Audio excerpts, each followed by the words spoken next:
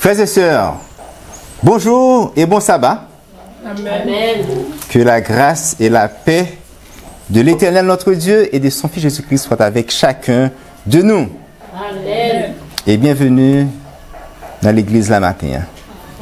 Amen. Nous gagnons quelques frères avec ceux qui ne sont pas présents, je ne dis pas, mais quand même, nous connaissons que ce n'est pas faute, c'est peut-être un problème que vous gagnez et que bon Dieu est capable de bénir et protéger côté parce que nous-mêmes nous connaissons que moun sa yo quand même yo a passé moment ça non attitude d'adoration. C'est pas moun comme si qui pral violer sabbat l'Éternel. Amen. Amen. Et présentement nous rendu dans quel sixième point? Oh, me dit bon, me répondre question. Nous rendu dans sixième point de doctrine des principes fondamentaux de l'adventisme historique 1889. Et ça, journée aujourd'hui, il y a pour titre la prophétie. Eh bien, mes frères et sœurs, 28 principes fondamentaux, ça y ont été insérés dans l'annuaire de l'Adventiste, de l'Église adventiste pour la dernière fois, en l'an 1914, année qui était précédée la mort de sœur Hélène G. White. Sœur Hélène G. White est morte en 1915. Moi, j'ai un document et même qui est réalisé par Ligne de Vérité qui appartient à Olivier, René Marty et Aravna Octobre, ok? Qui est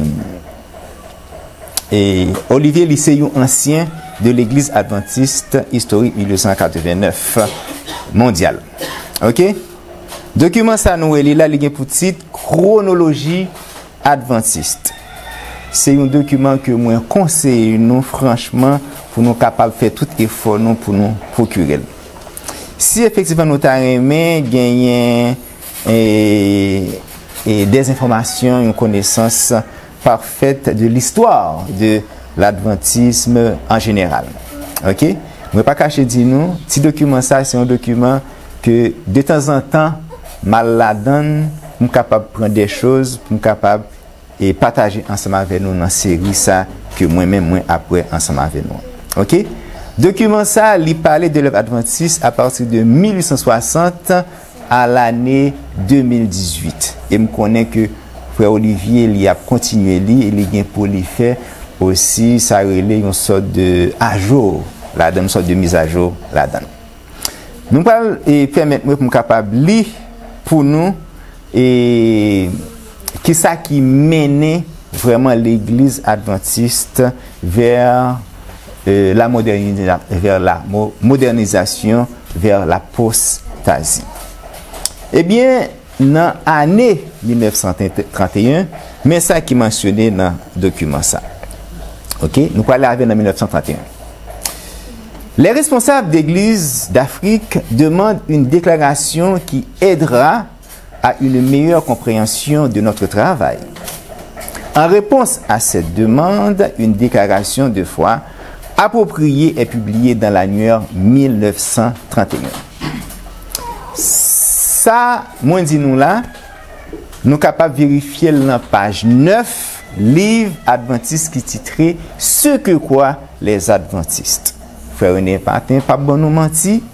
Ça, moi dis nous là, yo même yo dit le tout dans page 9, livre Ce que croient les adventistes. Dans deuxième mention, l'année 1931, mais ça, nous jouons dans le document ça. Même si nous sommes bons documents, sont vraiment un bon document. M'appelez pour nous. L'annuaire avec la nouvelle déclaration des convictions est publiée sans vote ni autorisation. Donc, déjà, c'est un bagage qui est fait dans le secret. Mambio, yo pas connaît. Le président de la conférence générale, C.H. Watson, est élu pour choisir un comité composé de 4 hommes dont il est membre afin de préparer une nouvelle déclaration de foi qui sera publiée dans l'annuaire. Les 4 sont 1. M. E. Kern, secrétaire autorisé de GC, FM Wilcox, rédacteur en chef de Review. OK? Deuxième, FM Wilcox, directeur de Review and Herald. Et ensuite, troisième, nous gagnons Palmer. Et quatrième, c'est G.C. Watson, président de la conférence générale. Quand c'est écrit dans l'anglais, General Conference. Mais G.C. c'est conférence générale. Francis McLellan Wilcox, rédacteur en chef du Review and Herald pendant 33 ans, rédige seul, avec l'approbation du comité, la nouvelle déclaration des croyances fondamentales de 1931 comportant 22 points de doctrine et le transmet à Edson Roger, statisticien de 1903 à 1941, qui le place dans l'annuaire de 1931. Peuple n'a pas connu rien, non, bagaille ça, non apostasie ça. Parce que c'est un bagage qui était fait dans le secret, c'est un bagage qui était fait dans le noir. Qui veut dire, les hauts dirigeants de l'œuvre, à cette époque précise, ils étaient apostasés de façon officielle, eux-mêmes, mais peuple n'a pas de compte rien. Cependant, mes frères et sœurs, ce n'est pas le cas pour l'année 1980. Là, toute bagarre faite de façon officielle, c'est ça qui fait un pile adventiste du 7e jour, tant que nous-mêmes qui là, nous décider de façon volontaire, retourner sur les principes fondamentaux de 1889. On a continué, c'est toujours dans le même document. Les Wolfram présenta plus tard qu'il y a eu consensus parce que personne ne s'est plaint. Qui veut dire, consensus, ça veut dire qu'il y a encore un consentement. Mais il omet de mentionner que l'Église n'était pas au courant de cette action.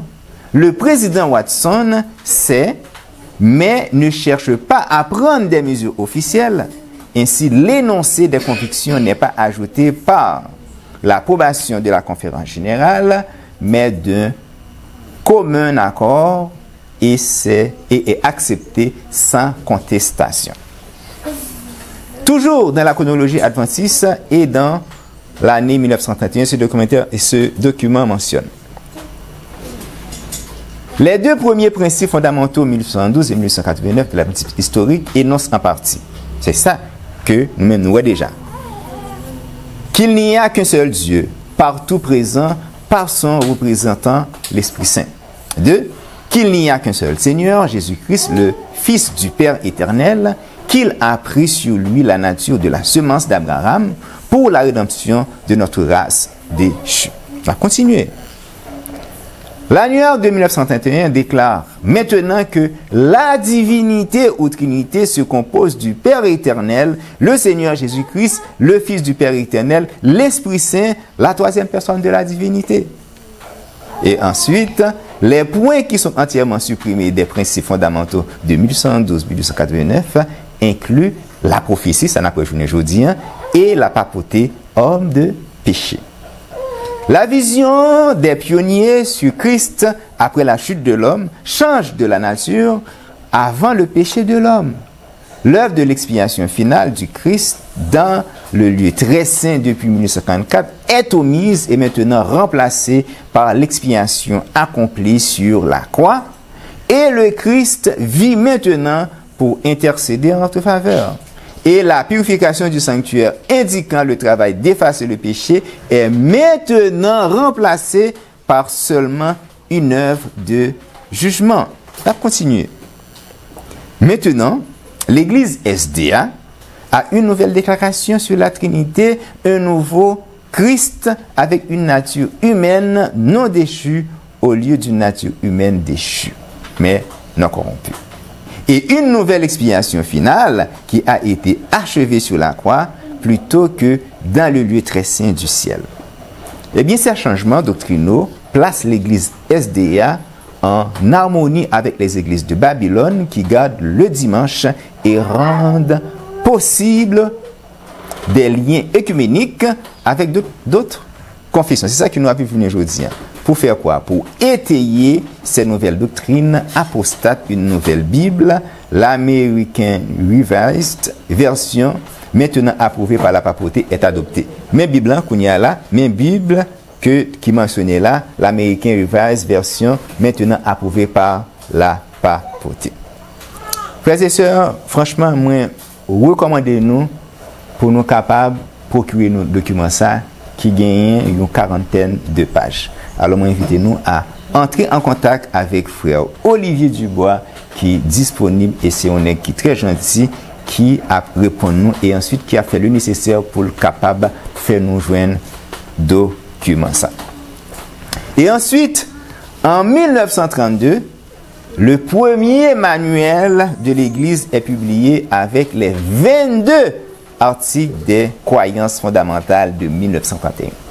À l'époque, un adventiste appelé qui lumait, qui ouais, les ouvri et documents ça qui m'est sorti, qui c'est manuel de l'Église, qu'on a l'elgadé li ouais 22 et principes de croyance ça au lieu de 28 principes fondamentaux, on a dit l'Église en lit apostasie.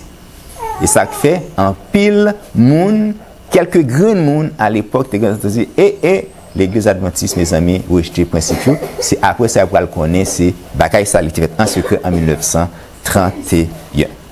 Eh bien, je viens aujourd'hui, nous pour allouer notre 6e point de doctrine qui vient pour titre la prophétie. Et présentation titrée la prophétie biblique. Eh bien, mes frères et sœurs, comme d'habitude, nous allons faire un coup de prière avant que nous commencions. Invitez-nous à faire mes genoux pendant que moi, je mette mes genoux pour me capable de prier. OK? Good. Tant de Père Céleste, encore merci parce que vous avez utilisé petit garçon pour capable partager la parole, la vérité avec l'Église. Seigneur, merci pour bien faire dans la vie nous. Merci parce que nous connaissons que ou là, dans la salle ça, ou là, dans petit lieu ça, côté que quelques frères et sœurs qui partagent même foi à porter culte d'adoration que nous dignes que pour recevoir dans nos petits tours. Alors c'est dans nos petits tours, Seigneur Dieu, nous demandons pour accorder à l'Église à ton Esprit Saint et ainsi moi, ton serviteur, qui pourra parler avec le peuple. Nous prions au nom de Jésus-Christ qui vit et qui règne au siècle des siècles. Amen. Amen. Qui dit sermon nous matin? Qui dit partage la matin? C'est la prophétie biblique. Nous allons commencer et partage le matin avec une citation. Présentation matin avec une citation que nous jouons dans Life Sketches of Ellen G. White dans la page 278 paragraphe 1. Mais ça que il dit. Dans sa parole, Dieu a révélé des vérités salvatrices. Qu'est-ce que Dieu fait dans sa parole? Il a révélé des vérités. Quel genre de vérités? Des vérités salvatrices. Autrement, des vérités salutaires.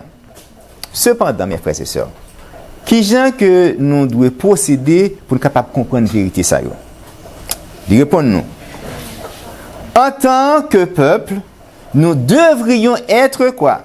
Des étudiants ardents de la prophétie. Nous ne devrions pas nous reposer jusqu'à ce que nous devenions intelligents en ce qui concerne le sujet du sanctuaire, lequel est mis en évidence dans la vision de Daniel et de Jean. Déjà, nous sommes capables de voir que l'étude de la prophétie les rend nous intelligents et les révèle nous des vérités comment? Des vérités salutaires. Et les aide nous sur le sujet du sanctuaire, sujet que le peuple de Dieu lui reconnaît à la perfection. Dans nos 28 points de doctrine, nous avons déjà 5 premiers. Qui est ce monde-là qui est capable d'énumérer tout ça que nous avons déjà? On va aller. Premier, c'était? C'était?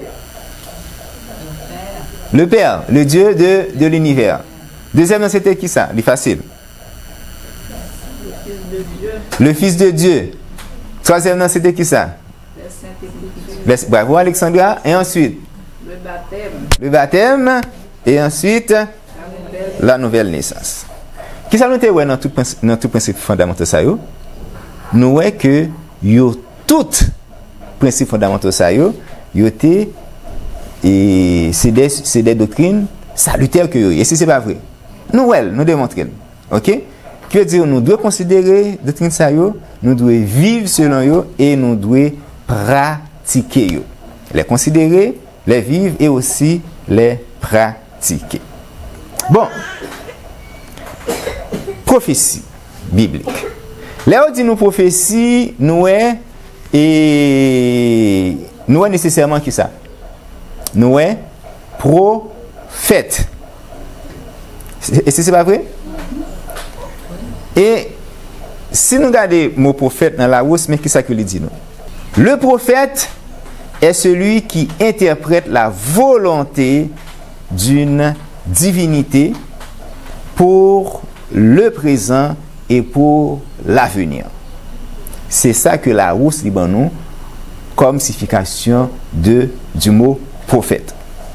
Donc, le mot prophétie, il marche avec qui ça? Il marche avec prédiction, avec divination et avec oracle.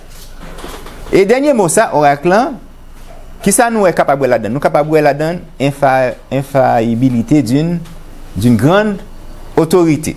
C'est-à-dire une autorité qui ça annoncer la privée quand même et ensuite li pas qu'à tromper. Les nous princification, divination et de la prédiction, d'après dictionnaire Larousse, mais ça que dit nous.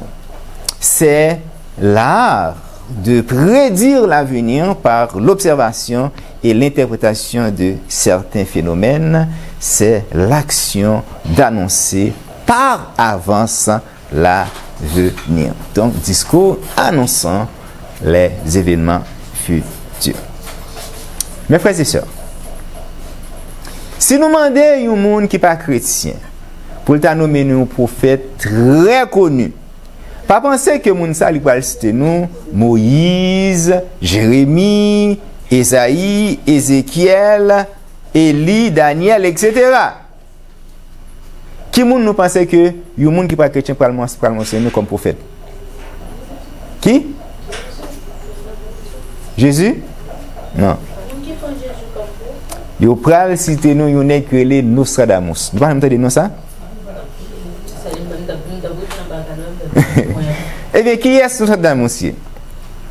Eh bien, ça, c'est un auteur français. Il était né le 14 décembre 1503, un côté qui est Saint-Rémy de Provence, et il mourut le 2 juillet 1566, un côté qui est Salon de Provence. Qui veut dire, monsieur, il a vécu pendant 63 ans. Eh bien, mes frères et sœurs, à chaque nouvelle année, à chaque grande catastrophe, non, Nexa lui fait surface.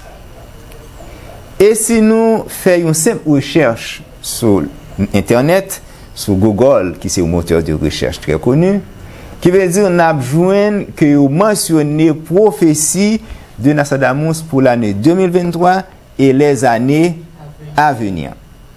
Ok? Et ça qui est bizarre, c'est que yon paquet moun croit à 100% à ça que Nostradamus li dit, li révélé. Même là, bagay monsieur yo pas clair. Donc, nous sommes capables de dire que Nostradamus c'est un prophète du monde pour le monde. Dans 1 Thessaloniciens 5, verset 20, mais ça, apôtre Paul dit nous, ne méprisez pas les prophéties. Les Paul dit nous ça, qui prophétie la parole avec nous? Pas la prophétie de Nostradamus. La parole de prophétie biblique. Des prophéties que bon Dieu baille à prophète li pour peuple li. Puisque nous sommes des chrétiens, matin là nous pourrons concentrer nous sur la prophétie biblique, sur les prophètes de Dieu. Konya, mes frères et sœurs, nous pourrons lire et qui Jean pionnier nous yo introduit et 6e principe fondamental qui vient pour titre la prophétie. Mais ça que yo dit nous. La prophétie est une partie de la révélation de Dieu à l'homme. Elle est incluse dans l'écriture qui est utile pour enseigner. Elle est destinée pour nous et pour nos enfants, que loin d'être enveloppée par un mystère insondable, elle est surtout ce qui constitue la parole de Dieu, une lampe à nos pieds et une lumière pour nos sentiers. Une bénédiction est prononcée sur ceux qui l'étudient et qu'elle doit donc être suffisamment comprise par le peuple de Dieu pour lui montrer sa position dans l'histoire du monde, ainsi que les devoirs particuliers qui lui incombent. Et texte que nous choisissons matin, qui veut dire texte de support pour message matin, nous venons dans 2 Pierre 1er, verset 19 à 20, que nous pourrons lire connaître. 2 Pierre 1er, verset 19 à 21. Et nous tenons pour d'autant plus certaine la parole prophétique à laquelle vous faites bien de prêter attention. Déjà, nous voyons que les prophéties bibliques sont importantes. Nous devons bailler toute importance que vous gagnez. La parole prophétique que nous devons prêter attention. Qu'est-ce que nous voyons? Elle est comme une lampe qui brille dans un lieu obscur jusqu'à ce que le jour vienne à paraître et que l'étoile du matin se lève dans vos cœurs. Donc, l'éternel, bon Dieu, l'éternel Dieu qui remet nous, il voulait éclairer nous, il n'a pas remet quitter nous dans la noirceur. Verset 20. Sachant tout d'abord, vous-même, qu'aucune prophétie de l'Écriture ne peut être un objet d'interprétation particulière. Car ce n'est pas par une volonté d'homme qu'une prophétie a jamais été apportée, mais c'est poussé par le Saint-Esprit que les hommes ont parlé de la part de Dieu. Voilà Dieu, nous toutes là, cap servi bon Dieu, nous toutes là, nous connaissons que bon Dieu n'est pas un Dieu menteur. Tout ça lié annoncé dans la Bible, dans les Saintes Écritures, dans la prophétie, yo rivé et y a privé quand même tout ça qui peut arriver. Et si c'est pas vrai, eh bien nous prenons une note que nous joignons en dedans et documents et pionniers nous qui mentionnait que nous joignons dans point de doctrine ça. Mais ça notre dit nous. L'une des définitions du mot prophétie est une prévision, une prédiction, une déclaration de quelque chose à venir. Ça, nous mentionnons déjà, nous connaissons ça déjà. Puisque Dieu seul connaît les événements avec certitude, qui c'est une vérité absolue, personne d'autre que Dieu ou quelqu'un informé par lui ne peut prononcer une véritable prophétie. Amen. Pas gain un l'autre monde que bon Dieu qui est capable de prononcer une véritable prophétie. Les prophéties consignées dans les Écritures constituent, lorsqu'elles sont accomplies, la preuve la plus convaincante de l'origine divine des Écritures. Car ceux qui ont annoncé les prophéties n'auraient pas pu connaître à l'avance les événements prédits sans avoir reçu une instruction surnaturelle. Pas gain aucun autre être dans l'univers qui est capable de déclarer avec une certitude parfaite les événements à venir.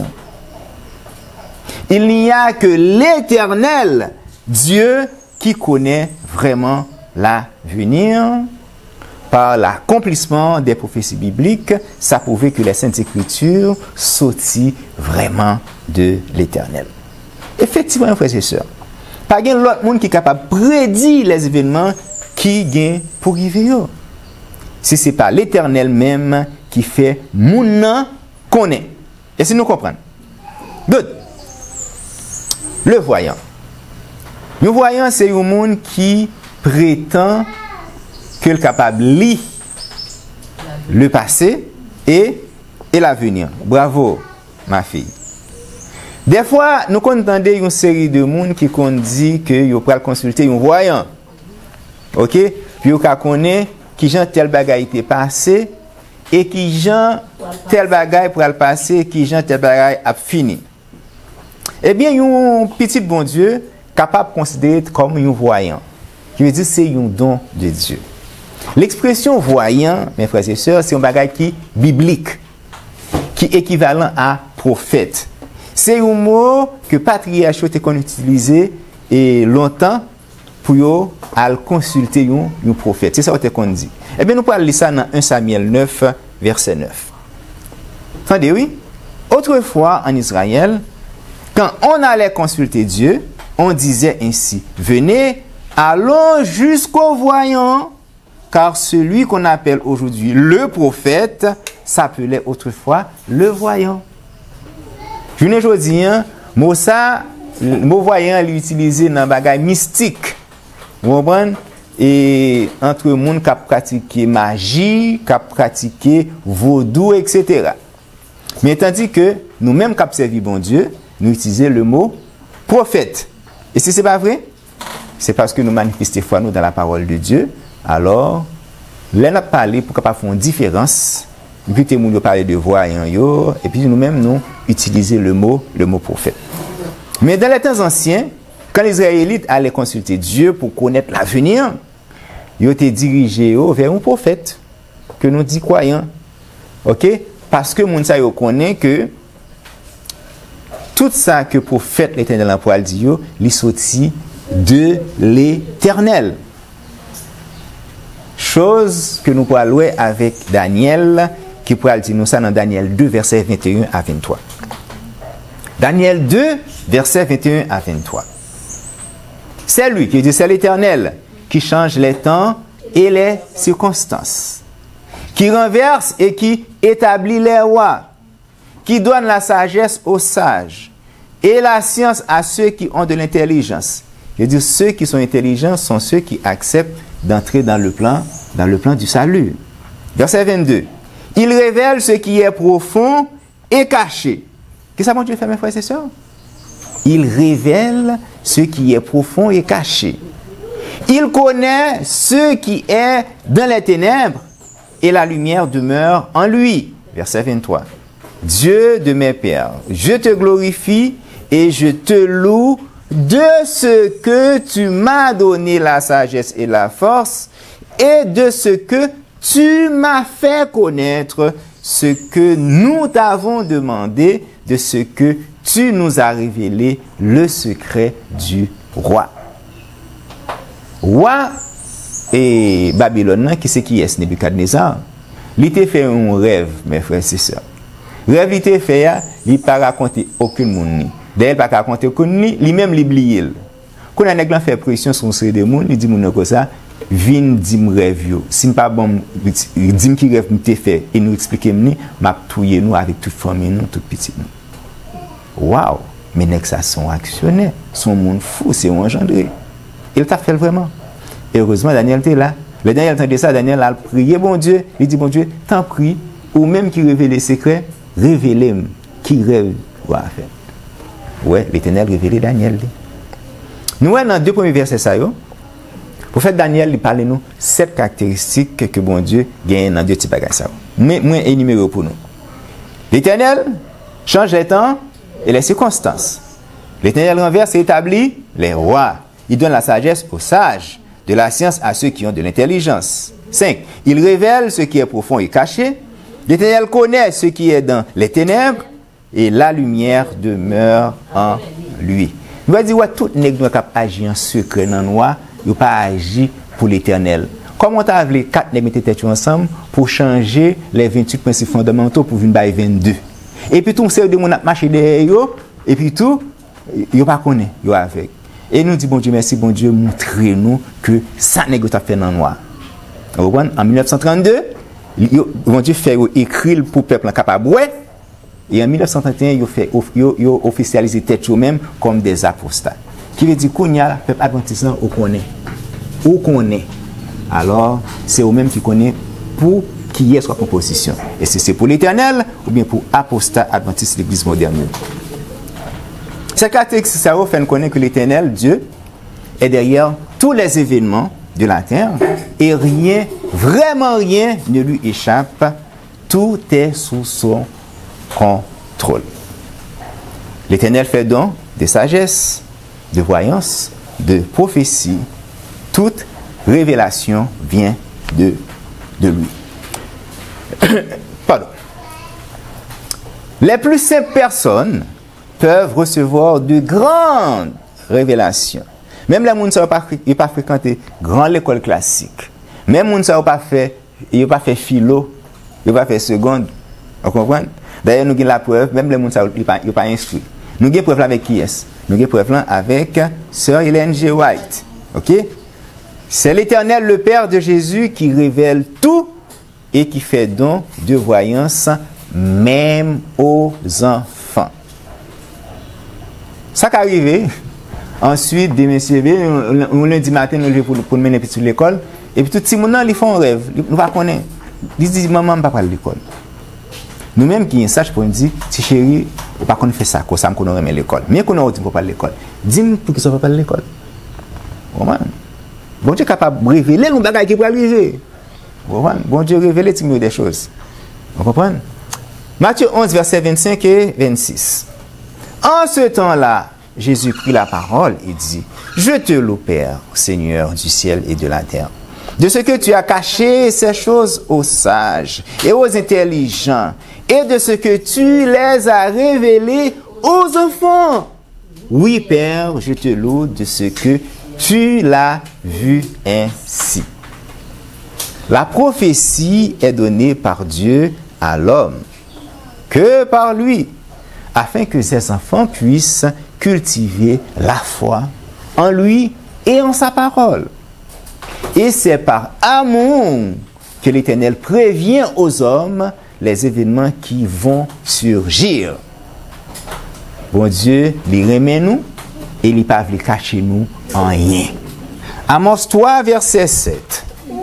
Car le Seigneur, l'Éternel, ne fait rien sans avoir révélé son secret à ses serviteurs, les prophètes.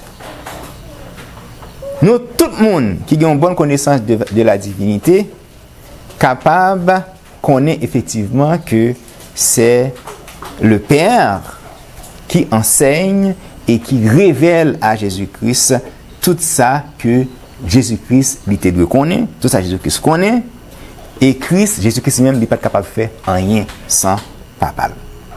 Jean 8, verset 28. D'ailleurs, on connaît que Jean Adventiste moderne comprend, c'est ça que nous pouvons lire là. Jésus donc leur dit, quand vous aurez élevé le Fils de l'homme, alors vous connaîtrez ce que je suis, et que je ne fais rien de moi-même, mais que je parle selon ce que le Père m'a enseigné, celui qui m'a envoyé. Hein? Nous te connaissons que Jésus-Christ, c'est quand il prend une décision de venir sur terre. C'est peut-être qu'il te fait ça? Non. C'est Papa qui t'est voyé. Celui qui m'a envoyé est avec moi. Ok? Il ne m'a pas laissé seul. Pourquoi? Parce que je fais toujours ce qui lui est agréable. Dans Luc 10, verset 22, Jésus-Christ dit que toutes choses lui ont été données par son Père. À présent, ma vérité nous lit le premier verset du livre de l'Apocalypse. Mais ça, il pourra prouver nous clair que c'est l'Éternel qui révélait effectivement à Jésus tout ça que il doit connaître pour fin temps et pour nous-mêmes nous capables de connaître autour. Apocalypse 1er, verset 1er. Ok? N'a plus dans la version austère, mes frères et sœurs. Ok? Révélation de Jésus-Christ qu'il a reçu de Dieu. La révélation vient de qui? Il vient de l'Éternel. c'est l'Éternel qui a dévoilé à Jésus-Christ les événements de l'Apocalypse. Dans quelle bulle il fait ça? Le texte nous le dit. Révélation de Jésus-Christ qu'il a reçue de Dieu pour montrer à ses serviteurs les choses qui doivent arriver bientôt et qu'il a fait connaître par l'envoi de son ange à son serviteur Jean. L'Éternel fait Jésus-Christ. Ouais. Jésus-Christ lui-même dans les anges dit qui c'est Gabriel. Et Gabriel lui-même lui baille Jean. Et Jean lui-même lui écrit pour nous-mêmes journée jeudi. Samuel 9, verset 9, Daniel 2, verset 22, Apocalypse 1, verset 1, ne font que nous attester que la prophétie est donnée par Dieu. Et 2 Pierre 1, verset 20 et 21, confirmez-nous, pas gagnons l'autre monde qui est capable d'interpréter prophétie ça yo dans sens pâle. Ou monde pas qu'à décider bail de une prophétie biblique, une explication personnelle et individuelle. Levez vos yeux en haut, page 117, paragraphe 6. Ceux qui s'efforcent d'interpréter la parole selon leur propre idée, qui la lisent en accord avec leur opinion, ne verront jamais la vérité. Et ils mourront dans leur péché. Ceux qui mangent du fruit de l'arbre défendu acceptent les erreurs de Satan, à la place de « ainsi par l'Éternel ». Et à moins qu'ils ne se repentent, depuis au vivant, aucune chance pour capable repentir. À moins qu'ils ne se repentent, ils n'obtiendront jamais cette vie à la mesure de la vie de Dieu. Comme le firent Adam et Ève, ils se privent eux-mêmes de l'arbre de vie dont le fruit perpétue l'immortalité. Frères et sœurs, nous parlons relire 2 Pierre 1, verset 20-21. Sachez tout d'abord ceci, que nulle prophétie de l'Écriture ne vient d'une interprétation particulière, car la prophétie n'a point été apportée autrefois par la volonté humaine, mais par les saints hommes de Dieu, c'est-à-dire les voyants, les prophètes, étant poussés par le Saint-Esprit, ont parlé. Eh bien, puisque aucune prophétie de la Bible n'est pas venue de l'homme, de l'humain, nous pas doués gagner une compréhension particulière et personnelle de la prophétie, mes frères et sœurs. Tous les prophètes qui ont prophétisé ont été poussés par le Saint-Esprit de Dieu. C'est pour cela que nous devons considérer les prophéties, d'où la fameuse phrase de l'apôtre Paul que nous sommes allés dans 2 Thessaloniciens 5, verset 20, quand il dit nous pas doués mépriser la prophétie. Ne méprisez pas la prophétie. La prophétie biblique a pour but d'annoncer avec précision les événements futurs. Pour nous-mêmes, qu'à vivre là, je aujourd'hui en 2023, par rapport aux prophéties du temps de la fin, nous sommes capables de tracer sous ligne de temps toute bagaille qui était pour qui faite, pour qui arrivait avant le retour en gloire de notre Sauveur et Seigneur Jésus-Christ. Et ce n'est pas vrai? Donc, nous ne devons pas attendre l'accomplissement de ces choses pour ensuite les pointer.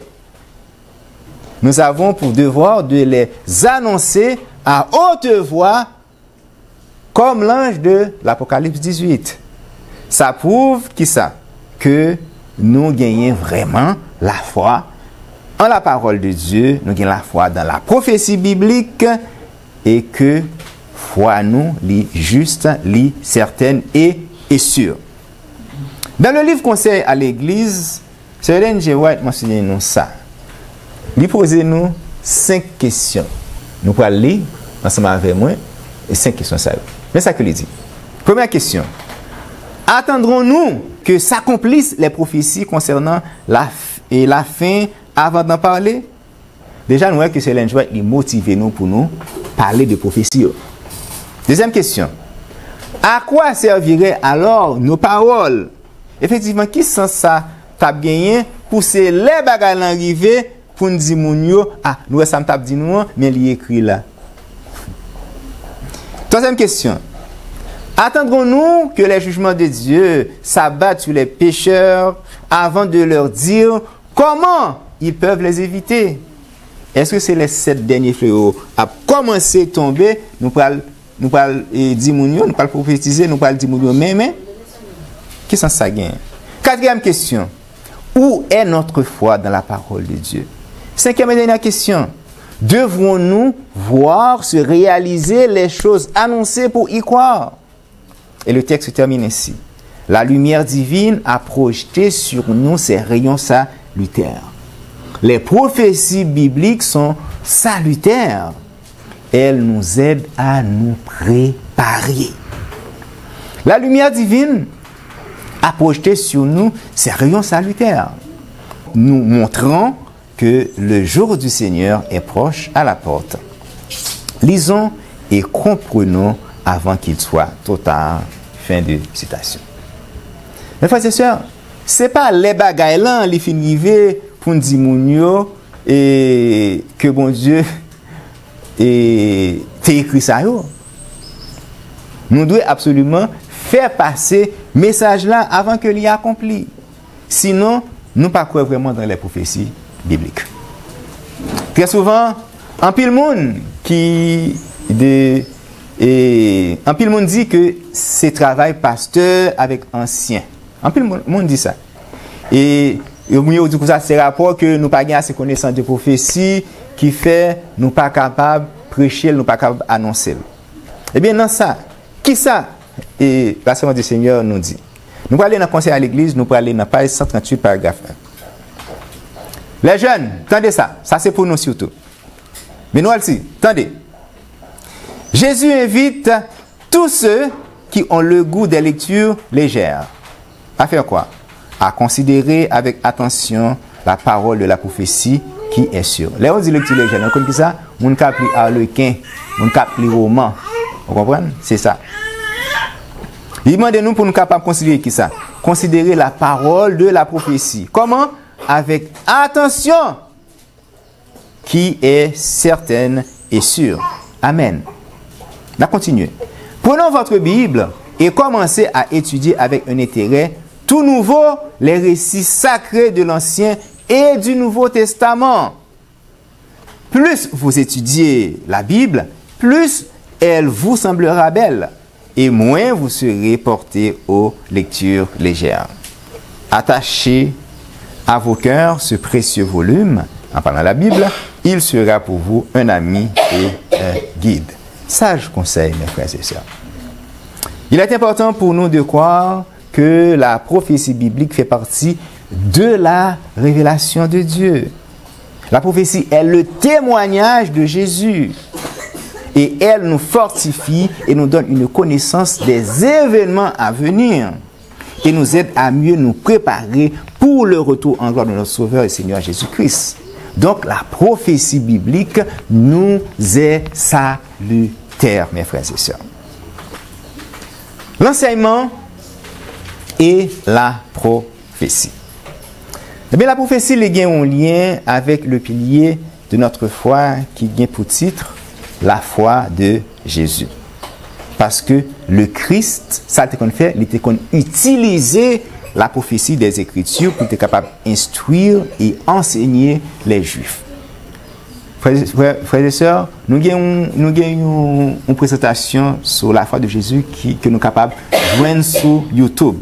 Nous mettons aller sur page YouTube qui titrait Le refuge des saints. Le refuge des saints, et puis nous avons joint la foi de Jésus. Oui, Jésus-Christ il utilisait la prophétie pour qui ça? Pour être capable d'éclairer les disciples, pour être capable d'éclairer tout le monde qui tape suivre lui. Sur le chemin de Damas, sur le chemin d'Emmaüs, c'est pas de Damas, sur le chemin d'Emmaüs, après la résurrection de Jésus-Christ, Jésus-Christ lui a fait comprendre à 2 de ses disciples qui étaient tristes, là ils étaient apprendre la mort de Jésus-Christ, parce que Jésus-Christ pour eux c'était l'espoir de la nation. Et bien Jésus-Christ c'est une prophétie qu'il a utilisée pour être capable d'ouvrir les yeux. Nous allons aller dans Luc 24, nous allons lire 25 à 27. Jésus-Christ, ô homme sans intelligence, et dont le cœur est lent à croire tout ce qu'ont dit les prophètes, ne fallait-il pas que le Christ souffrit ces choses, qu'il entra dans sa gloire? Et commençant par Moïse et par tous les prophètes, il leur expliqua dans toutes les Écritures ce qui le concernait. Jésus-Christ était ouvert les yeux de M. Sayo par la prophétie, par ça, il était écrit sous lui concernant le ministère terrestre. C'est qu'est-ce qui écrit ça? C'était les prophètes. Luc 24, versets 44 et 45.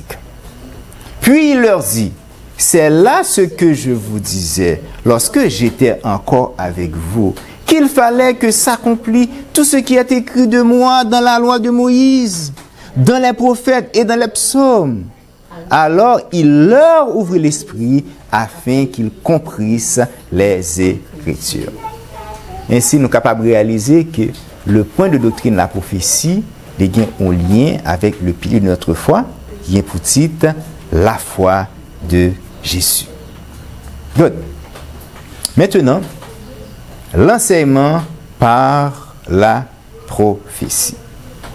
La prophétie biblique est utile à l'instruction et à la formation du croyant.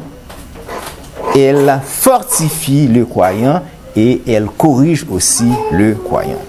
2 Timothée 3, verset 16.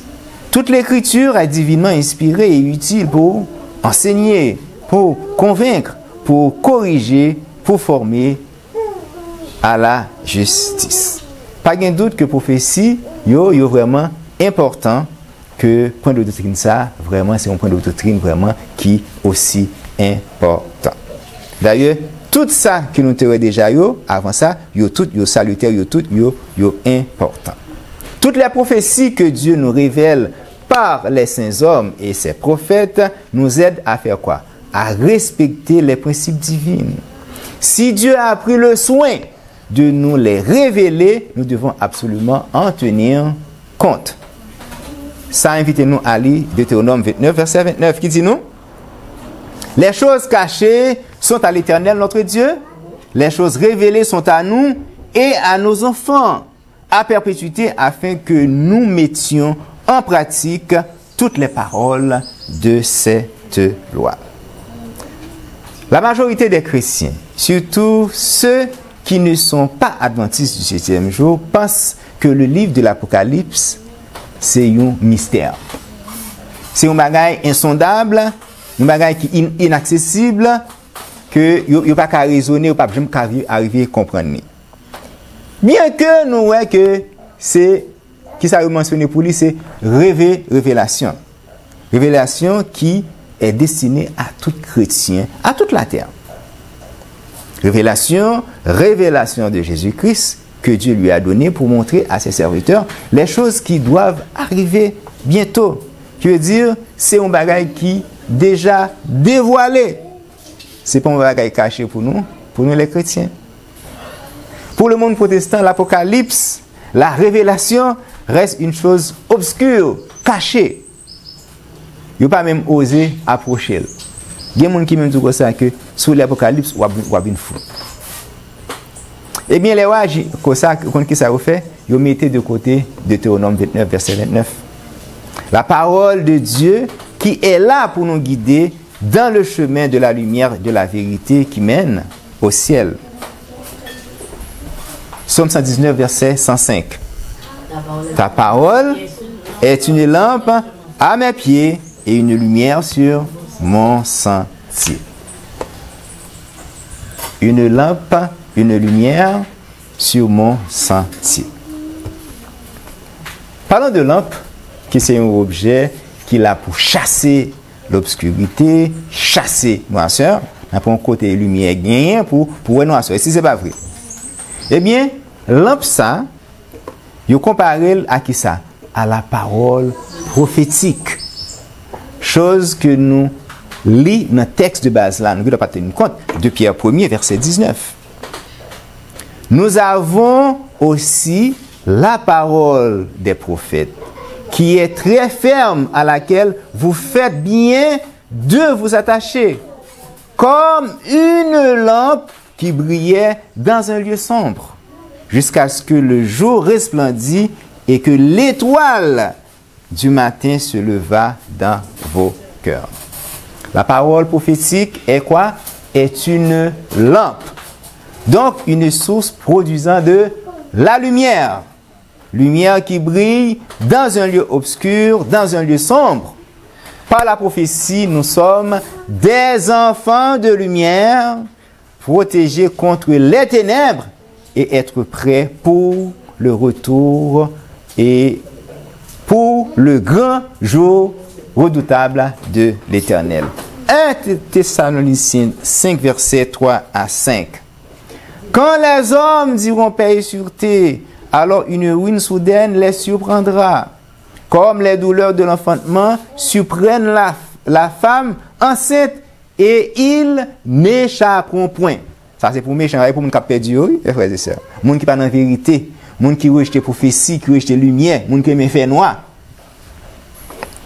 4. Mais vous, frères, vous n'êtes pas dans les ténèbres, pour que ce jour vous surprenne comme un voleur. Vous êtes tous des enfants de lumière et des enfants du jour. Nous ne sommes point de la nuit ni des ténèbres. Les injustes, mes frères et sœurs, les méchants, les enfants du ténèbre, tous ceux qui n'ont pas accepté le don gratuit de Dieu, et même les chrétiens qui auront rejeté la lumière prophétique du livre de Daniel et de l'Apocalypse, tout ce beau monde seront malheureusement surpris par la ruine soudaine prophétisée par les serviteurs de Dieu s'ils ne se repentent pas. Le prophète Daniel, dans son premier chapitre, nous parle, dans son dernier chapitre, nous parle des gens qui ne seront pas purifiés, c'est-à-dire des gens qui ne prendront pas part au dernier ministère céleste du Christ pour être transmués à son retour. En ayant tout simplement, en n'ayant tout simplement pas de l'intelligence pour comprendre les paroles prophétiques du temps de la fin. Pour qui ça? Parce qu'ils les auront volontairement rejetées, tout en les considérant comme sans importance. Paroles prophétiques qui étaient tenues secrètes et scellées jusqu'au temps de la fin, mais aujourd'hui qui nous sont dévoilées dans l'Apocalypse de Jean. Daniel 12, versets 8 à 10. J'entendis, ça y est Daniel, oui, j'entendis, mais je ne compris pas. Daniel pas comprendre rien dans tout ça en Jean, il était dit, noté. Pour qui ça, mes frères et sœurs? Pour qui ça? Parce que parole ça en Jean t'a dit, c'est pas pour l'époque Daniel là. Mais cependant, Daniel, il te voulait qu'on ait. Et qu'est-ce que Daniel te dit en Jean? Et je dis, mon Seigneur, quelle sera l'issue de ces choses? Qui côté bagay ça mène nous? Qui j'en l'a fini? Dans mes connaît. Et il répondit, va Daniel, car ces paroles seront tenues secrètes et scellées jusqu'au temps de la fin. Frères et sœurs, est-ce que nous vivons dans le temps de la fin? Amen. Amen. Eh bien, bagay ça yo dévoilé. Yo pas secret encore. Yo était secret pour Daniel, mais pas pour nous. Verset 10. Plusieurs seront purifiés, blanchis et épurés. Les méchants feront le mal et aucun des méchants ne comprendra. Mais ceux qui auront de l'intelligence comprendront. Frères et sœurs et amis, soyons des hommes et des femmes intelligents et en nous rester intelligents. J'ai raison de mentionner ça, c'est important. Pour qui ça? Parce que en pile adventiste du 7e jour, ils ont abandonné la vérité prophétique. Et ils ont encore beaucoup plus nombreux. Moun qui pas connaît que l'église adventiste nominale a abandonné les principes de vérité qui fait l'église noire. Alors encore une fois, restons des hommes et des femmes intelligents afin que nous puissions être purifiés, blanchis et épurés. Comme ça, nous sommes capables de transmuer la Jésus-Christ de chercher nous. Eh bien, pendant que m'appelais livre l'Apocalypse, nous joignons 7 béatitudes à monde qui est intéressé à lire livre ça. Dernier grand livre ça. Apocalypse 14, verset 3. Heureux dès à présent les morts qui meurent dans le Seigneur. Apocalypse 16, verset 15. Heureux celui qui veille et qui garde ses vêtements afin qu'il ne marche pas nu et qu'on ne voit pas sa honte. Apocalypse 19, verset 9. Heureux ceux qui sont appelés au festin des noces de l'agneau. Apocalypse 20, verset 6. Heureux et saints ceux qui ont part à la première résurrection, la seconde mort n'a point de pouvoir sur eux. Apocalypse 22, verset 7. Voici, je viens bientôt. Heureux celui qui garde les paroles de la prophétie de ce livre. Apocalypse 22, verset 14. Heureux ceux qui lavent leurs robes afin d'avoir droit à l'arbre de vie et d'entrer par les portes de la ville. Apocalypse 1, verset 3. C'est le dernier que nous prenons dans le premier chapitre. Là. Heureux celui qui lit et ceux qui entendent les paroles de la prophétie et qui gardent les choses qui y sont écrites, car le temps est proche. Frères et sœurs, toute béatitude ça yo écrit dans quel livre? Écrit dans le livre de l'Apocalypse. Dans quel but? Pour capable pousser nous à étudier, à lire, à étudier et à mettre en pratique tout ça qui est écrit. Eh bien, nous, un monde qui connaît prophétie, la Bible, moun sa yo pas capable de vivre dans angoisse, yo pas capable de vivre dans anxiété, yo pas capable de vivre dans tourment parce que yo connaît qui j'aime bagay yo a vini, les bagay vini, c'est souri et puis tout, yo prend bagay là avec foi parce que yo gantan connaît. On comprend? Qui dit sous prend une boîte là, au fond un monde sauter là-dedans pour faire un petit monde sauter, mais si petit monde gantan connaît gen monde non battant là qui va sauter, il pas sauter. Mais ça qui pas connaît l'a sauter, qui dit nous-mêmes les bagay vini, qu'elle pas sauter. Parce que nous connaissons que ça yo a privé. Eh bien, la prophétie biblique, c'est que ça, c'est une sorte de collier, mes frères et sœurs. Parce que lui permet de nous discerner le temps des prophéties et nous permet d'avoir une parfaite connaissance des différents événements qui vont surgir avant et après la fermeture de la porte de la grâce. Prophétie yo permet nous capable placer nous convenablement sur la ligne de temps et qui va servir nous comme point de repère. Notre Sauveur avait utilisé la parabole du figuier, parabole qui dégageait une force, une clarté extraordinaire qui reflétait tout ça que nous sommes dit là. Marc 13, versets 28 et 29. Apprenez ceci par la comparaison tirée du figuier. Quand les rameaux commencent à être tendres et que ses feuilles poussent, vous connaissez que l'été est proche. Vous de même, quand vous verrez arriver ces choses, sachez que le Fils de l'homme est proche et à la porte. Les paraboles de Jésus, page 277, paragraphes 2, 3 et 4. Nous allons lire toutes, mes frères et sœurs. Nous presque fini. Un second temps de grâce ne sera pas accordé aux hommes. Et ça qu'a prêché là, qu'on y a. Pas le 7 ans de grâce. C'est pas vrai. C'est dans cette vie qu'il faut revêtir la robe de justice du Christ. L'occasion actuelle est la seule que nous ayons pour former des caractères qui nous donnent accès à la demeure préparée par Jésus pour ceux qui gardent ses commandements. Paragraphe 3. Le temps de grâce est sur le point de s'achever. La fin est proche. C'est à nous qu'est donné cet avertissement. Prenez garde à vous-même de craindre que vos cœurs ne s'apesanttissent par les excès du manger et du boire et par les soucis de la vie. Réforme sanitaire et tempérance. Et que ce jour ne vienne sur vous à l'improviste. Ne vous laissez pas surprendre. Ne courez pas le risque de paraître au banquet royal sans l'habit de noces. Pas oublier que ça dit pour l'église à Odyssée, l'innu, mes frères et sœurs. L'innu. Aveugle. Good. Ensuite, paragraphe 4 là. Le Fils de l'homme viendra à l'heure où vous n'y penserez pas. Heureux celui qui veille et qui garde ses vêtements afin qu'il ne marche pas nu et qu'on ne voit pas sa honte. Frères et sœurs et amis, nous avons un Dieu dans les cieux qui révèle les secrets et qui nous a fait connaître ce qui doit arriver dans la suite des jours par les prophéties de la Bible. Alors, considérons ces prophéties, étudions-les afin que nous puissions être éclairés de la lumière qui brille dans les lieux sombres et obscurs. Apocalypse 1, verset 3. Heureux celui qui lit et ceux qui écoutent les paroles de cette prophétie et qui gardent les choses qui sont écrites, car le temps est proche.